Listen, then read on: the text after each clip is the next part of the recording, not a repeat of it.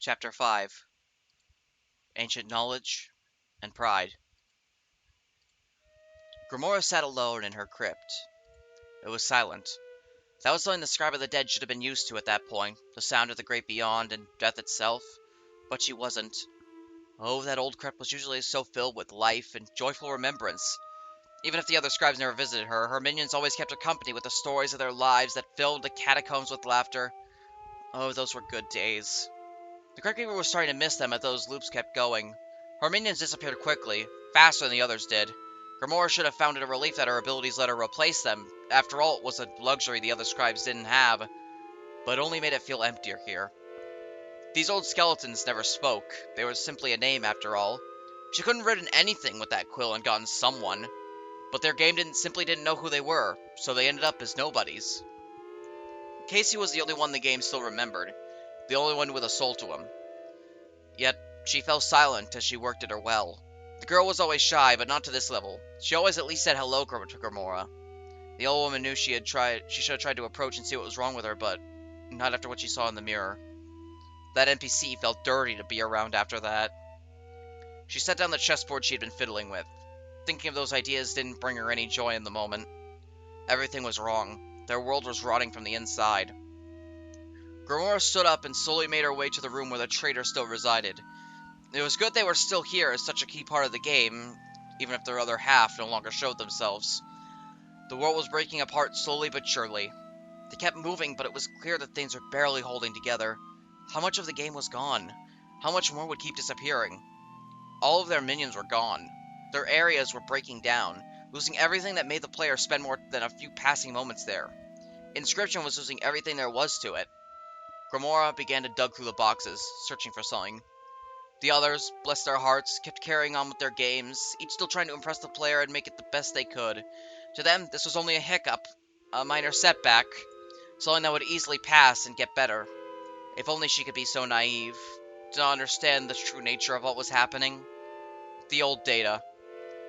The simple fact that it was involved made the situation so much more bleak than it would be otherwise. The others didn't know. They couldn't know. The disappearance of it was just another annoyance for them, but for Grimora, it spelled the end. No, it was worse than the end. She was the only one of the four to even know a tiny bit of the nature of the old data. Why was she cursed with knowing so much? Not even she knew. But even if she didn't know as much as the woodcarver, she knew enough. That it was more wicked and disgusting than anything else in this world. That it contained the darkest of secrets. That she should be afraid of it. Thankfully, for many ages it was unmoving and simply provided a tool for them. It was awful beyond anything else, but Grimora could live with it. Even bring herself to use it. But now it began to change on its own, and none of them even knew where it was. Yet it was her lack of knowledge that was perhaps even worse, that she didn't know exactly what it could even do, what it even was. She knew too much to ever be blissfully ignorant, yet too little to know what was in store for her. But perhaps they'd have answers for her. Grimora headed down the stairs into a small room, dark and completely empty besides a single coffin in this corner. The old woman smiled as she approached the coffin and knocked on its lid. A moment passed before the lid cracked open and two piercing red eyes stared back at her. "Scribe of the dead, I assume you have your offering," the voice growled at her. Grimora simply smiled and put a small coin down on the side of the lid. You know I have more oboes than I know what to do with. A bony finger dragged the coin inside the coffin and the eyes studied it before looking back to Grimora. "This is a fine offering. You may enter." The coffin closed before it suddenly moved on its own, sliding across the wall to reveal another set of stairs that led down into pure pitch black.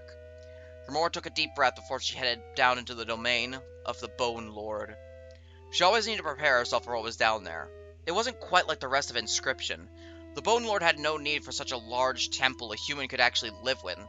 Instead, what awaited her was the void, pure nothingness where the only sight was the vague shape of a large skeleton with bits of a coat clinging to it, flickering in and out of reality. And past the ribcage, a large being with the skull of a goat stared back at her, beckoning her closer with its bony hand. "You come with questions. Questions about the old data. Questions about how it is twisting everything." Their voice echoed through the void. Yes, something is happening to Inscription, and I do not know what that is. I know the old Data is able to twist and corrupt things, but it's never been to this degree. Our friends are disappearing before our eyes, and it will only be so long until it no longer functions. And you wish to know what is happening, so you may stop it? So you may return to the cycle of hatred and mind games? The Bone Lord crawled closer to Gamora, their eyes piercing into her soul with accusation. There was never a comforting conversation with them. I suppose that is a way of framing my intentions, but I more so wish to have something rather than nothing. It would be a shame if our player found the game utterly empty, Gamora kept the mask of a smile on her face, as she felt the Bone Lord's gaze stayed just as hateful. No. Gamora blinked as the Bone Lord crawled closer. What? I will not answer your questions. Not because you go against what I worship, but because I have nothing for you. What you have said is all I know. The Crypt Keeper shook her head. No, there had to be more here. There had to be something. You know this old Data more than anyone else, dear. You must know something about what is happening. The Bone Lord shook their head as they skulked back into darkness. No, I do not. The only things I know are more of its nature, and that knowledge is better left out of your mind, lest it break you who are not ready. The old woman took a step forth towards the darkness, anger now forming on her wrinkled face. Then I must know it. If it may help save our game, then... No! The answer remains the same.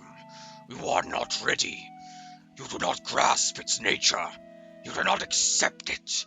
You are not worthy to know from me. You are not worthy at all.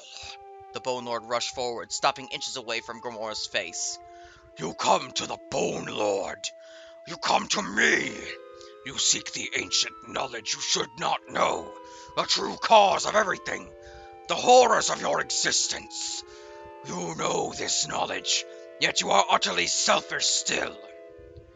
Selfish? Gamora stared into their eyes, feeling the corrupting power emanating from the Bone Lord. You keep these secrets. You not even offer your knowledge to them. The scribes, the ones whose existence is built upon this ancient data. They do not know the horrors of their own existence, yet you do, and you still hide it from them. Why do you do so, Gamora? Do you think you're protecting them?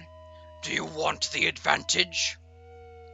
The area around them began to phase in and out of reality more and more as the Bone Lord grew more bitter in tone. They do not need to know. It is better to live not knowing what rests beneath us. It is a burden. I would be hurting them if I told them. Gamora couldn't keep eye contact any longer. She knew his words rang true. Her defense was flimsy. Do they not deserve to know? Do they not deserve to know why they exist? Do they not deserve to know why everything seems to break down? Do they not deserve to know the harm you caused? Perhaps they'd have a chance of preventing it if you weren't so scared. The Bone Lord's head whipped over to stare her dead in the eyes again. Does Leshy not deserve to know what happened to his favorite player? Oh, you keep him hoping for ages to come. Oh, so you don't have to face your lies. Gamora froze. Casey. Leshy had played his game with her for ages upon ages. He still told her the stories of those days, the way she would add on to his game as well, the memories he would hold on to for ages, how he still waited for her to return to the game. He never knew what truly happened to her, but Gamora did. She was just too much of a coward to ever tell him. Mark my words, scribe of the dead. They will find out soon. You will all find out the darkest truths. You will not heed my warnings. You will seek this old data. And when you find the truth, you will face the consequences for your lies, Gamora. This is the knowledge I can give you. The two of them stood in utter silence aside from the sounds of the corruption all around them. She had no defense for any of this. She had lied to them ever since she had her tiny glimpse upon what had laid beneath them all. Was it to protect them, or was it to protect herself? She couldn't just tell them now, but... The choice is left in your hands now. I have nothing left to give. The Bone Lord began to creep back into the darkness. Get out of my sight. I remember now I wish to not speak with you. You are more than a simple enemy of the old data. Your obels will not be accepted for a long time. Two red lights in the dark flickered as Grimora blinked and found herself back outside. She had hoped to get anything that could help save their game from the horrible truths of their world, but she had only gotten more that she would need to face. But not today. She couldn't bear to burden them with her knowledge. They were happy now in ignorance. She wouldn't want to take that from her dearest scribes. One day they would know, but that day would not be tomorrow or any of the days after. The old scribe walked up the stairs back into her crypt proper. It was almost time for another finale. She needed to prepare herself in case they chose to replace her. Yes, focus on the fun of the game. Nothing else mattered. Nothing else needed to matter. There was nothing but the game and her friends. Nothing at all. Nothing at all. That was the best way to describe Magnificus's tower in those days. It was filled with nothing at all except the old mage. There was great silence in the old studies. Even the music seemed to have grown more distant. The only thing still filling the air was the smell of paint, which wafted down through the locked doors of the tower. Each room was now filled with fresh notes, each looped to replace the old clues that were disappearing. The old wizard painted away as they awaited the challenger. They would need a grand new mage to make their battles truly shine. He would need to figure out what this one's grand strategy would be, however. It was a shame, as the last attempts at making a mox thief who stole a resource to power themselves up didn't work out when the challenger decided to go with a beast deck. All his plans out the window as they couldn't work with his grand vision, corrupted by those other scribes. But he would work with it. No, he would do more than work with it. He would make it an example of why he stood as the greatest scribe. His brushstrokes became full of fury and passion. Inspiration had struck his soul, for he, Magnificus, was the scribe who had managed to come out of this blasted loop at his full greatness. Those other scribes scrambled as their minions disappeared. They were like chickens without heads, desperate to replace them as they couldn't stand on their own. Whether it was Leshy needing to recruit, Grimora raising more dead, or P03 relying on his technology. None could seem to do anything with their areas on their own, but Magnificus stood proud. The puzzles that once led to those battles now instead stood as a great gauntlet, simply opening the floors towards a grand battle. It built him up. It was magnificent suspense for the final battle. It was perfect, better than when it was interrupted again and again by fights with his failing students. He never needed those students anyway. They had only been proving themselves as failures. They never could succeed and prove themselves worthy of being in his deck. They made Magnificus look weak, like a poor teacher when he had the greatest of mages painted before. Yet all they would see was his failures. The Pike Wizard. Perhaps the only one of those students with real promise. At least she had grace. She could stand tall despite how horribly she failed every time.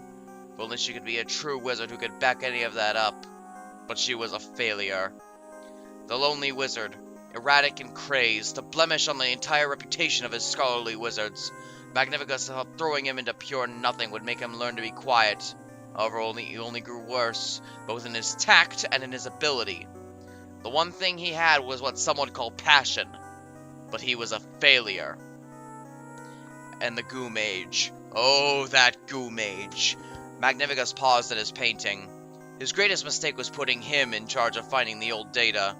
Oh, if only he had someone else looking for it. If only another of his students had an ability to use. Instead, he had that pile of nothing that got tired any time he tried. Trying was all he could do. He tried to win any battle for him. He tried to become a grand mage. He even tried to paint, to be like the master. He even tried to give him that painting. Oh, how he would try for his beloved teacher. But he was a failure, the greatest failure of this tower. But now, it was only him. Now, they could see the power of Magnificus. The power of the magics. No longer chained by his students, his tower would be his greatest work now that it was just him. He added the last stroke of paint onto the canvas, and the visage of the ancient mage of blood and bone shrunk down into a tiny card. The centerpiece for his grand battle. A perfect counter to all decks. A true final battle. There was nothing at all in that tower. And it was perfect.